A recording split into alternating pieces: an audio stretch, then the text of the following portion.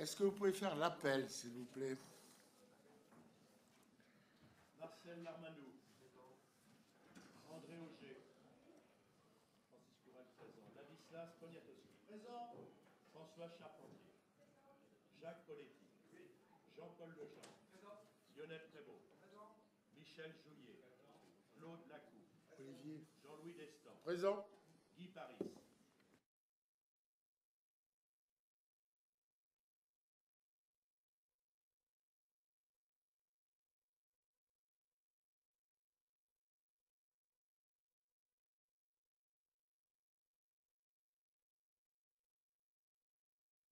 Didier Malcava, Alain Huard, Anne Mansouré, Michel Champredon, Patrick Verdavoine, Louis Petier, Gérard Volpatti, Pascal Lehongre, Joël Hervieux, Jacques Desrues, Daniel Lehaut, Gérard Chéron, Bruno Quetel, Jean-Rémy Hermont, Thierry Plouvier, Bernard Christophe, Guy Ouzou, Jean-Hugues Bonamy, Alfred Recourt, Hervé Morin, Frédéric Duché.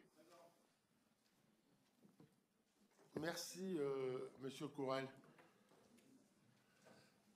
D'abord,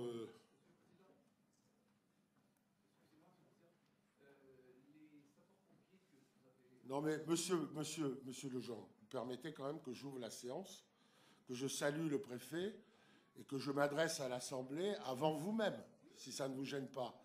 Donc, ben, vous me coupez la parole avant même que j'ai parlé. Bon. Monsieur le préfet, d'abord, heureux de vous accueillir dans cet hémicycle. Vous savez, vous y êtes toujours le bienvenu. Je voudrais, avant d'en venir à notre ordre du jour, vous dire un mot, mesdames et messieurs, sur la manifestation qui se déroule devant notre Conseil général, manifestation qui d'ailleurs fait suite à une première manifestation qui s'est tenue ici jeudi dernier. Bon. Pourquoi cette émotion chez les sapeurs-pompiers professionnels? Il se trouve que nous avions engagé, à la demande d'ailleurs des sapeurs-pompiers, des discussions à caractère organisationnel et également en termes de climat de travail à partir du début du mois de novembre.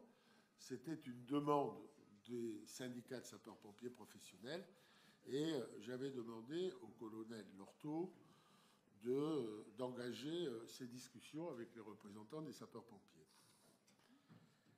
Puis, le 18 décembre 2013, le ministère de l'Intérieur a sorti un décret qui était en gestation depuis plusieurs mois, décret qui transposait en droit français une directive européenne sur le temps de travail. Directive européenne et décret qui impacte directement l'organisation des centres de secours, d'ailleurs avec des modalités diverses en fonction des types d'organisation qu'il peut y avoir entre tel ou tel département. Pour faire simple, dans le temps de travail des sapeurs-pompiers, il y a un temps de présence et un temps de travail qui lui-même est assorti évidemment de rémunération. Je ne rentre pas dans le détail, mais par exemple, les gardes de 24 heures, en fait, sont rémunérés sur la base de 18 heures. Et donc, l'application de ce décret pose un certain nombre de problèmes à résoudre, dans lequel il y a plusieurs paramètres mettre en ligne. Le premier, c'est évidemment ne pas abaisser le niveau opérationnel de nos sapeurs-pompiers pour l'exercice de leur responsabilité de défense civile du département. Ce qui veut dire un certain nombre d'heures de temps de travail, de garde, de jour comme de nuit, posté, pas posté.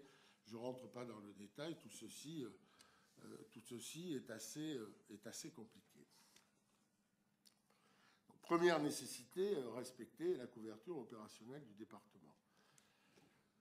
Deuxième enjeu, comment résoudre le problème de ce temps de travail et de la rémunération correspondant à ce temps de travail. Alors là, il y a tout un débat très très technique entre la direction des sapeurs-pompiers, le colonel Lorteau et l'état-major, et les sapeurs-pompiers, discussion technique dans laquelle, évidemment, il y a trois choses qui jouent. Le régime indemnitaire, un certain nombre de primes particulières comme l'IAT, et puis la variable la plus importante, qui est le volume des heures supplémentaires, en ayant bien à l'idée que le volume des heures supplémentaires, lui aussi, est forcément plafonné par la directive et le décret lui-même. Les discussions sont en cours. Il y a une première simulation qui avait été présentée aux sapeurs-pompiers par le colonel Lorteau et qui était la borne maximale de l'application du décret du ministre de l'Intérieur. Des contre-propositions ont été faites par les sapeurs-pompiers à ma demande. Ces contre-propositions sont actuellement en cours d'étude par la hiérarchie du SDIS, avec ce qui me revient et des sapeurs-pompiers et de la hiérarchie, c'est que les positions sont en train de se rapprocher. Et donc, il y a une autre réunion qui est prévue ce mercredi. J'espère que ce sera la réunion finale. Cette réunion étant destinée à faire en sorte que au moins sur le constat, au moins sur l'analyse, au moins sur les solutions, il y ait, comment dirais-je, un rapprochement des sapeurs-pompiers de la direction. Et puis, nous aurons enfin à traiter, évidemment, à la fois quel volume de recrutement supplémentaire il faut faire pour couvrir l'opérationnalité de notre syndicat départemental, quel effort faudra-t-il faire éventuellement sur le régime des primes et sur le régime indemnitaire et sur celui des heures supplémentaires pour faire en sorte que les risques de diminution de rémunération des sapeurs-pompiers soient au maximum minimisés. J'ajoute que ce document, je n'en dispose pas encore. Ce document, évidemment, devra faire l'objet d'un débat et d'une délibération au sein du conseil d'administration du SDIS. Et j'avais demandé ce matin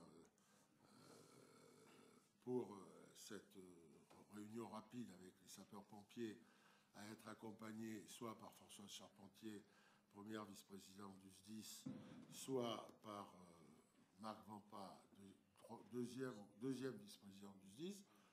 Ils ont l'un et l'autre décliné cette invitation. Mais en tout cas, tout ceci reviendra au sein de notre conseil d'administration. Donc, voilà, j'ai vu que les conseillers de la majorité, de l'opposition, faisaient corps avec les sapeurs-pompiers. J'ai vu que des maires avaient même pris des délibérations de soutien, sans connaître, comme moi, les tenants et les aboutissants des discussions en cours. Je veux simplement vous dire que nous aurons à nous prononcer, je pense, fin de semaine ou début de semaine prochaine. Voilà ce que je voulais vous dire sur ce sujet. Monsieur le préfet, si vous avez quelque chose à ajouter.